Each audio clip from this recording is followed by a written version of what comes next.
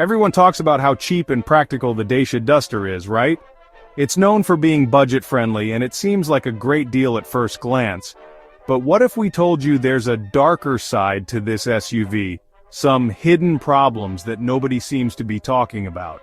In this video, we're going to dive deep into the Dacia Duster, exploring those often overlooked flaws that might make you reconsider this budget SUV. This is Supercar, and we're all about giving you the real deal on cars. Stick around, hit that subscribe button, and let's get into it. Okay, let's talk about the Duster's interior. Now, I get it, you can't expect luxury in a budget-friendly car, but even with that in mind, the Duster's interior quality leaves a lot to be desired. The plastics used throughout the cabin, especially in the base trims, feel incredibly cheap. We're talking hard, scratchy surfaces that wouldn't look out of place in a car from a decade ago. Everything you touch just feels flimsy and low grade. Plenty of other cars in this price range manage to offer a more refined and modern-feeling interior. Alright, in the age of smartphones and seamless connectivity, a car's infotainment system is a big deal. And unfortunately, the Duster system is another area where it falls short. Owners have reported a whole host of issues, from frustratingly slow screen response times to Bluetooth connectivity problems that just won't quit. Imagine trying to connect your phone to make a call, and the system just refuses to cooperate. In a modern car, a reliable and user-friendly infotainment system should be a given, not a gamble. Now let's talk about what it's like to actually drive the Duster, specifically at highway speeds, because once you get up to speed, get ready for a symphony of road noise. The Duster's sound insulation, or lack thereof, is truly disappointing. Tire roar and wind noise seep into the cabin relentlessly, making for a rather unpleasant driving experience, especially on longer trips. In the Duster's case, it's an area where they clearly cut corners, compromising passenger comfort in the process. Speaking of comfort, let's talk about the Duster's ride quality, because this is where things get a little bumpy, literally. The Duster's suspension is known for being quite stiff, which translates to a rather harsh ride, especially over rough roads or potholes. You're going to feel every single bump and imperfection in the road, and it can get pretty jarring, especially for passengers in the back seat. A firm suspension is great for handling and cornering, but the Duster takes it a bit too far, sacrificing passenger comfort in the process.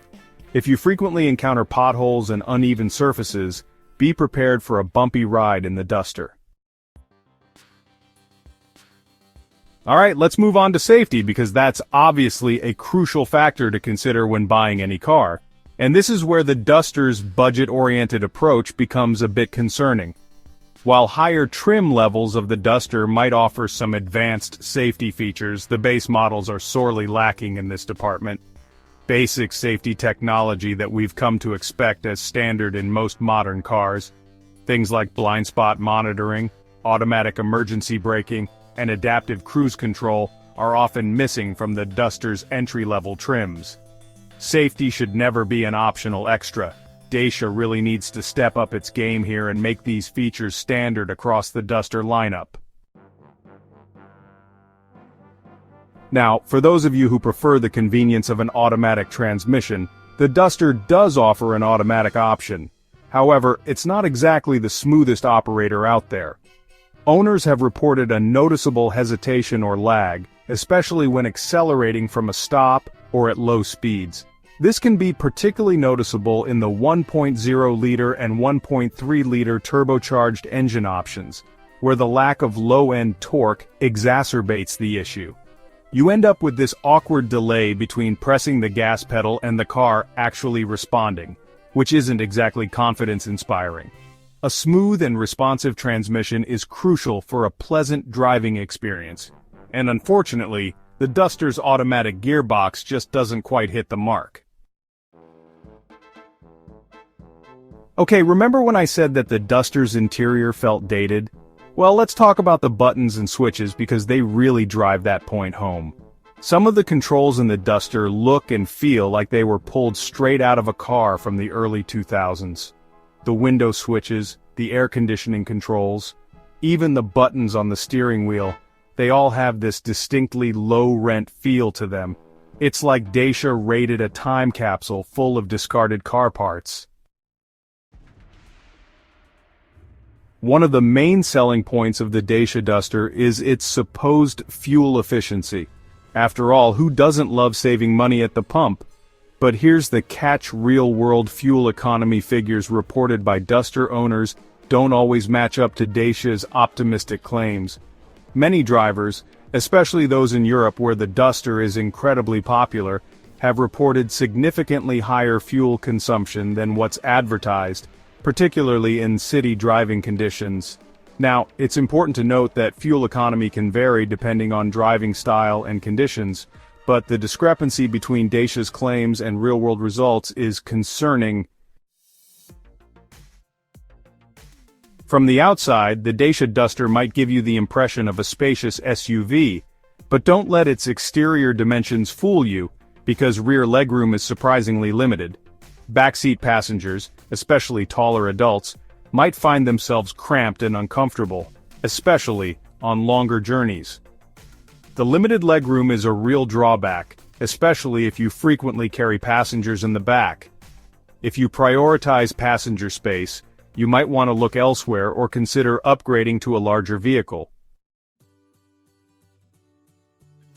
Now let's talk about resale value, because that's something that's often overlooked when buying a new car. While the Dacia Duster might seem like a bargain up front, it's important to consider how well it will hold its value over time.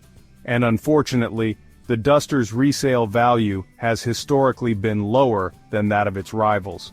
This means that when it comes time to sell or trade in your Duster, you might not get as much money back compared to other brands like Toyota or Hyundai.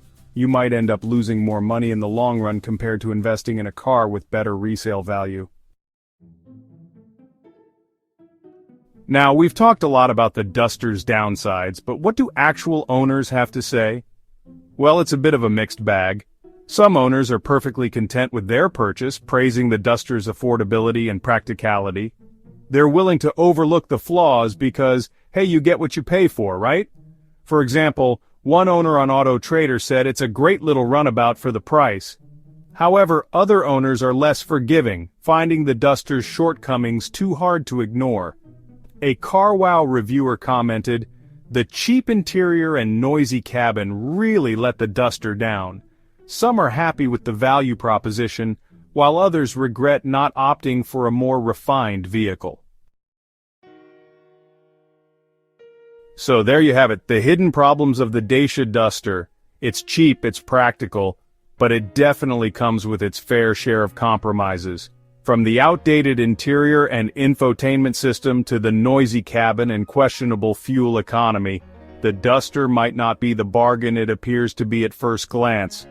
Before you make a decision, weigh the pros and cons carefully, and consider whether the Duster's downsides are deal breakers for you. Ultimately, the choice is yours.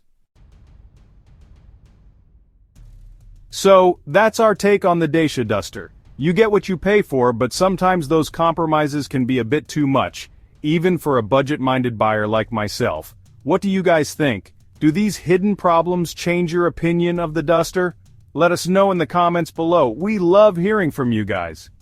And hey, while you're down there, don't forget to hit that subscribe button and ring the notification bell so you don't miss out on any of our upcoming car reviews and comparisons. Thanks for watching, and we'll see you in the next one.